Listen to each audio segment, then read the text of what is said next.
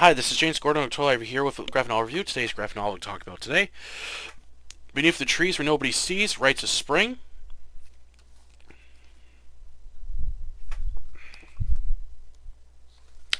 This was written and illustrated by Patrick Horvath, and this was published by IDW in 2026. This is the sequel to the first graphic novel, Beneath the Trees Where Nobody Sees, and even before this originally came out as like solo comics back in 2025, and I remember this being talked about a lot along with the first graphic novel when I got it back in last year, which came out in 2024. And even before I read this, I heard mixed things about it. Some people liked it, some didn't. And I was really curious how this was going to be when I finally got to around reading it. From what I heard, I was kind of a bit on the fence on how the story went. I wasn't sure if I was going to like this or not, but I finished reading. But when I was reading this last night, I had a lot of fun reading it. It is definitely a lot more shocking and dark than the first one was, and the ending was something I didn't expect to happen, as it's a real shocker.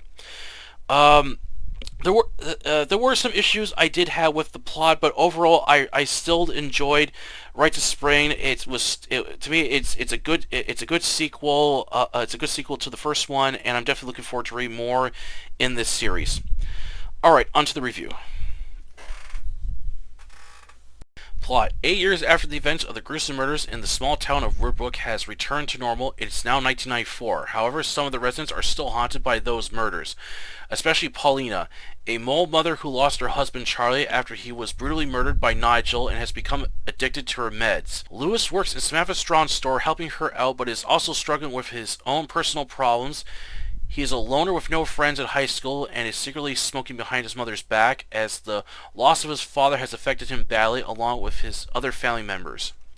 Samantha continues her double life as a serial killer, but now visits other cities, unable to return to the nearby city of New York because of Nigel. However, it's becoming more difficult to hide the bodies, with forests being cleared down to build new towns and shopping centers. Despite this, Samantha finds new ways to kill her prey and dispose of them.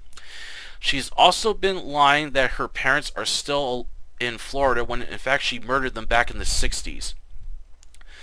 Woodbrook has changed with the rise of the internet, and a new shopping mall being built has caused feral animals to appear in town, with residents being warned to be careful as they will attack anyone while searching for food. The mayor, Bernard Warrington, or Bertie, has been struggling badly to leave his house, as he spends most of his time inside making frog alarm clocks and long hours on the internet. He rarely leaves his house, only taking his pet dog Anchovy for walks.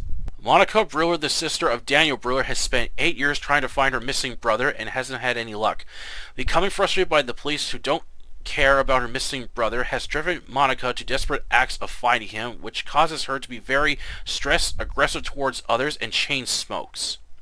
She has moved in the city and hates every moment of it, while working at a printing press where she prints missing posters of her brother in the hopes someone will find him.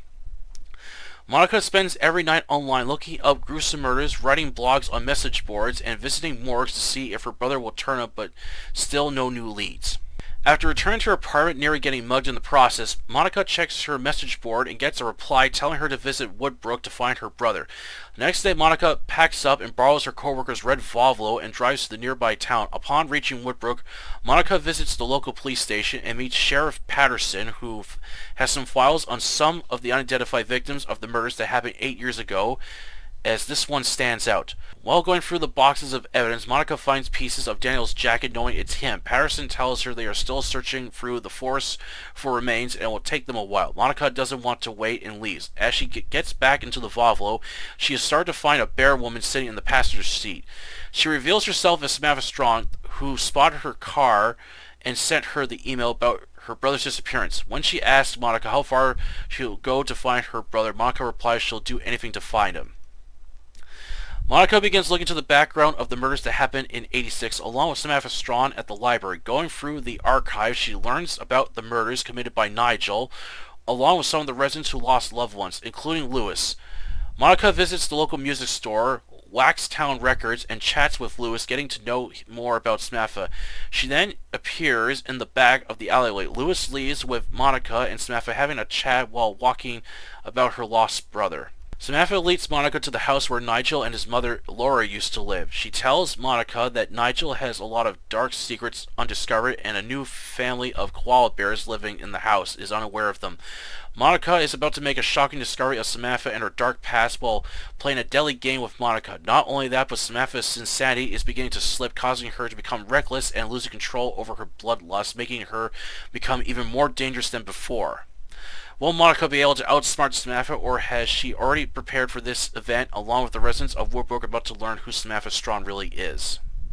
Beneath the Trees Where Nobody Sees Rites of Spring was a brutal sequel that increases the violence and mayhem further, along with showing the psychological effects it has on both the victims and the killer. Like the setting of the early 90s featuring the birth of the internet, however, would have liked a little more pulp culture of the 90s to be featured, as it felt it could have added more to the setting. Like the new characters this graphic novel features, along with recurring characters in the first graphic novel.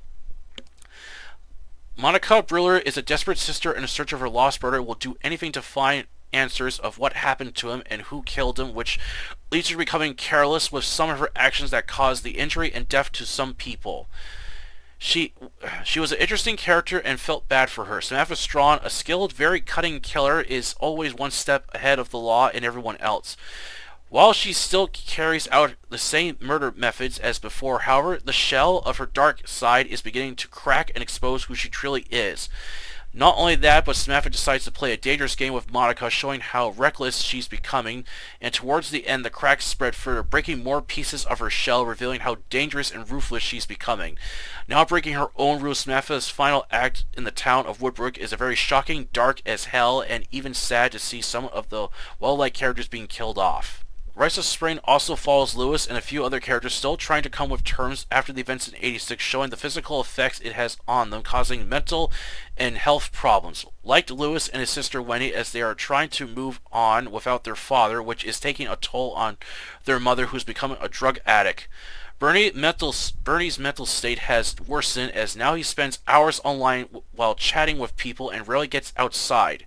Only his pet dog keeps him from being a prisoner in his own home. Not only that, but the tragic events have left a bad stain in Woodbrook, with wounds that will never heal and are only about to get more worse. While the pacing was good and following the different characters within the story, however, the one thing I didn't like was how Samantha leads Monica into town on finding her missing brother, which causes suspicion on Monica. But Samantha's plan backfires. Despite having plotted out her escape, she is now exposed as the serial killer to the world. I would have preferred if Monica got a tip from Patterson about her brother's jacket that leads to the town of Woodbrook, with Samantha watching in the background and posing as a friendly person until Monica uncovers the smoking gun that points to the real killer of her brother. I also understand why some fans were turned off by the ending in Rites of Spring. It's a very dark and bleak ending that comes out of nowhere, and seeing the beloved characters being killed off is a bitter pill to swallow. However, this only fuels the fire for Samantha Strawn to get what she deserves for all the pain, misery, and suffering she has caused to the families and friends of her victims, so I was fine with this ending. Despite some issues I had with Rites of Spring, I still enjoyed it. Overall, I highly recommend Rites of Spring. It's a good, dark, edgy sequel to Beneath the Trees Where Nobody Sees. If you like horror crime thrillers with violence and gore, then you'll enjoy this one. Alright, that's for the review today. Hope you enjoy it, and I had a lot of fun reading the Rites of Spring, the sequel to Beneath the Trees Where Nobody Sees.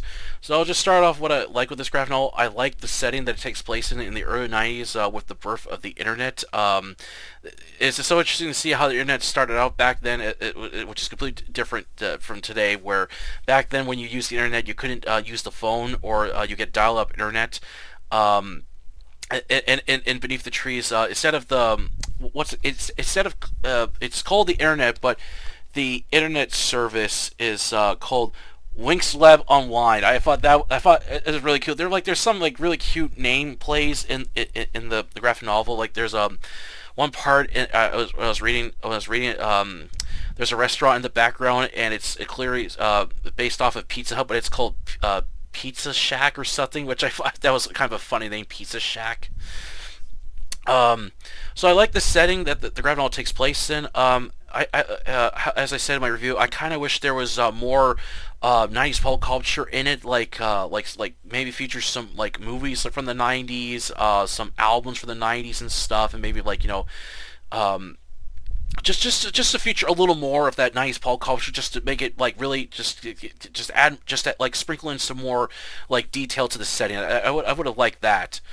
Um, and also, in Rites of Spring, this follows multiple characters instead of just Samantha Strawn. This one, in Rites of Spring, this follows Lewis, the son of Charlie, the mole that was brutally murdered in the first graphic novel. As now he's a teenager and he's trying to cope with the loss of his father while helping Samantha Strawn out at her store, and he's having his personal problems. He spends most of his time just doing homework, listening to his music. He has no friends. He's a loner. His sister Wendy is now in college, and she too is struggling to cope with the loss of her father.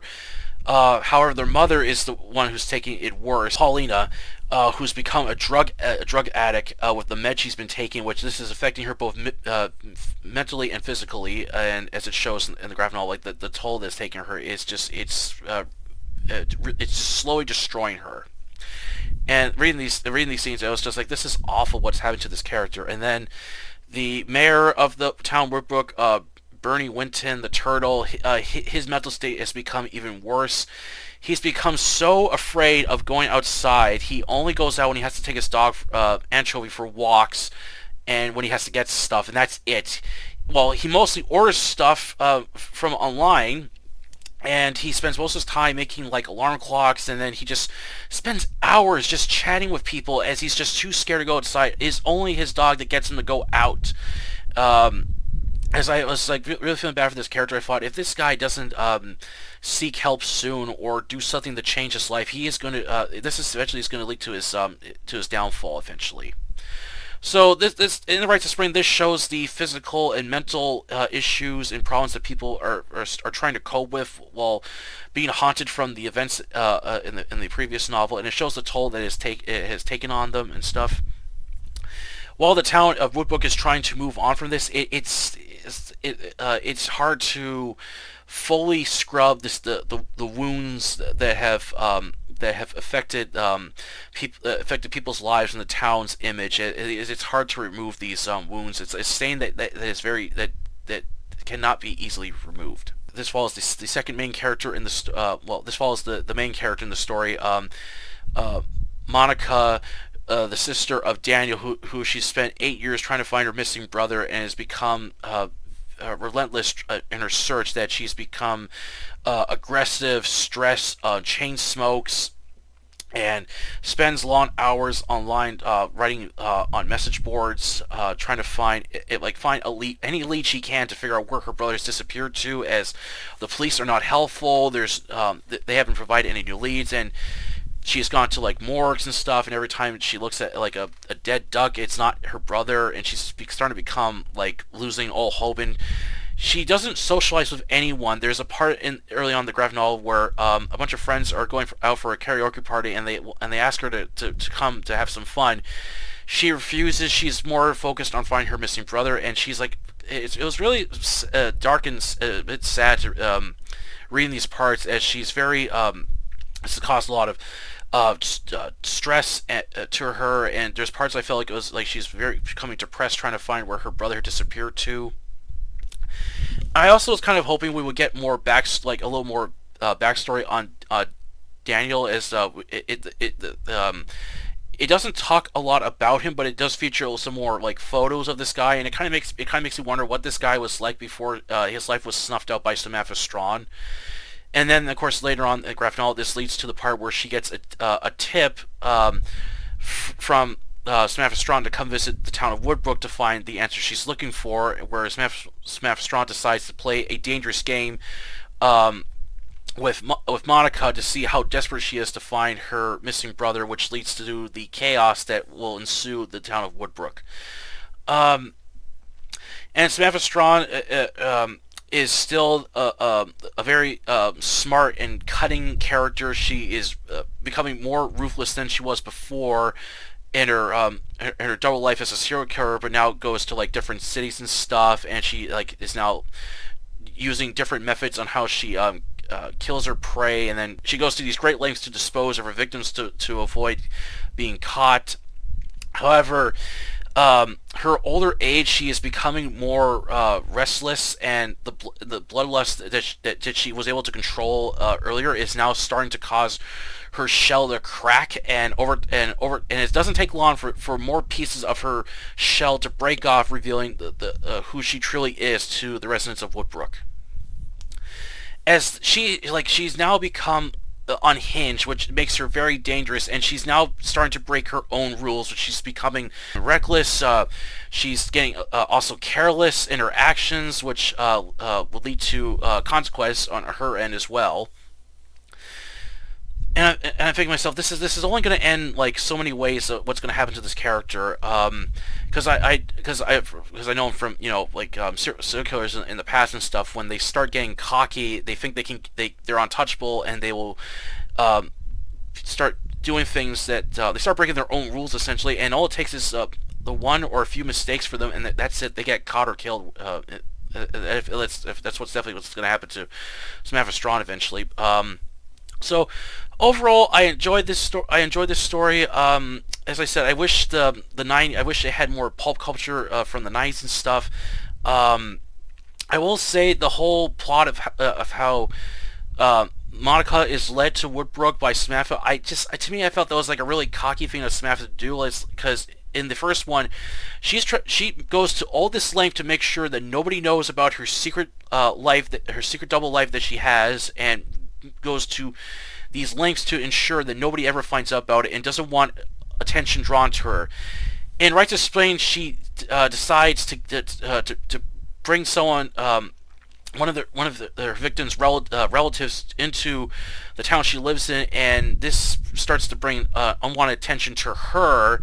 And I was like, why are you doing this? Like, you're now breaking your own rules. And then, of course, later on in the graphic novel, Rite to Explain, Samantha begins to break more of her own rules, and this just goes to show that she is now starting to lose control of her insanity, and is now taking control over her.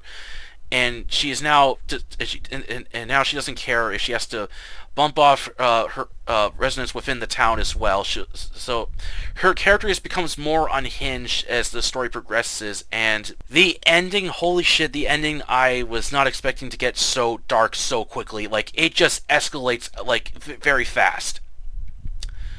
I am not going to give away how this graphic novel ends, but god damn, does it get dark fast. I'm thinking to myself, okay, this dangerous game that Samantha is playing with Monica is only going to last for so long until Monica figures out who really killed her brother, and her trying to, of course, alert the authorities on who the real killer is. So I only know this is going to, this game is not going to last long, and this leads to a dramatic ending where a bunch of well-liked characters get killed off, and there was a lot of characters I didn't expect to die, and there was one character I liked. I was like, ah, shit, not him. I like this side character. He was like one of the characters I liked from the first one. Yeah, this ending is, like I said, it's a bitter pill to swallow, and I can see why why this was a turn off for some of the fans who did not like this ending. As I remember reading one comment that said the ending was like something of a Quarantino movie, just the way it ends, and I thought it was talking about the one part where Samantha lays a trap, which she didn't do in the first one, but then again, she kind of did set a similar trap in the first graphic novel with Nigel. So, and then as Samantha's Samantha has already set a plan up for her escape, which leads to the complete destruction of Woodbrook and claiming more lives. Like, holy shit! Like I said, this ending is really dark, and I can only imagine the mayhem she's going to cause in the later graphic novels, and there's definitely going to be some character that's going to be hell-bent on capturing her or killing her. So, despite this ending, I wasn't sure if I was going to like this ending or not, but overall I was fine with it, because this, like I said, this only fuels the fire for Samantha Strawn to get what she deserves, because this is this character is so heartless and cold. She doesn't care who she kills. Any like, while she got off killing like strangers, now she's killing people from her own town, and she's become completely unhinged at this point. And it's like it's time for someone to take her down eventually. That's what's going to be. So I have a kind of a theory how this series is going to end, but I'm not going to say anything until the final issue comes out, as I'm curious to see how this all plays out. But overall, I really enjoyed it. I also heard that the writer and artist Patrick Horvath is got a Howling special coming out this October, where other writers are going to write their own stories set within the universe of Woodbrook, and I'm very curious to see what that's going to be like. And he's going to be illustrating them, so I'm definitely going to check that out, and definitely check out the later graphic novels in the series. I'll show some of the artwork in this graphic novel. It's still the same like in the first one. I like the opening image where Rites of Spring, where it shows Samantha now is having difficulty trying to hide the bodies of her victims, because now they're building like these big shopping malls and clearing down forests and stuff, while building like, you know, home development stuff like that. But this is one image I really liked, where it's like it got like the old like online thing, like the old online like page and stuff, and then the different like screens make up Samantha Strawn's face and stuff, and then it's like, and then some like the messages are like, "Killer new deals for you." Oh, it's even got the Pizza Shack ad.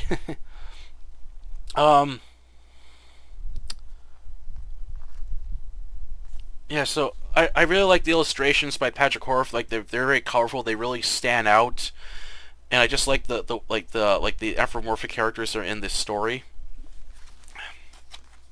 Yeah, I just really like the scenery and how detailed it is. It's really good. I definitely want to. There's definitely one part I want to show. Oh yeah, here's the characters of Chip, and then Lewis, Charlie's son. But the scene I really want I want to show. Where is it? Oh, here it is. Okay, here it is. On this one scene here where Bernie's online, if you look at the bottom corner, you can see he's got a turtle mouse pad. I thought that was a really cute feature to add that into the story. Let's see. And I'll show one more. Another part I liked is when where Monica chats with Lewis at the music store, which is called Waxtown Records. Yeah, I just like this part. I kind of wish he was like listening to like CDs, because that was the thing the 90s. Well, back then the 90s people were listening to like CDs or tapes. Vinyl was starting to be kind of starting to go on the wayside, as the people were buying more like CDs and tapes back in the 90s, before CDs became the more popular choice to listen to music and stuff. But overall, I really enjoyed Rites of Spring. I'm definitely looking forward to checking out the later books in the series, like I said. However, I will warn viewers of the ending. It is definitely going to be a punch in the face to when you get to the ending. It's going to be like, God damn, I didn't see this coming. It might turn some people off of how it ends, or it might interest you, depending. But overall, I highly recommend Beneath the Trees Where Nobody Sees the Rites of Spring. Alright, that's for the review today. I hope you enjoyed. Please don't forget to like this video and subscribe to October Library, the new channel where I post book reviews, book hauls, and our fiction-related content. Until then, I'll catch you later.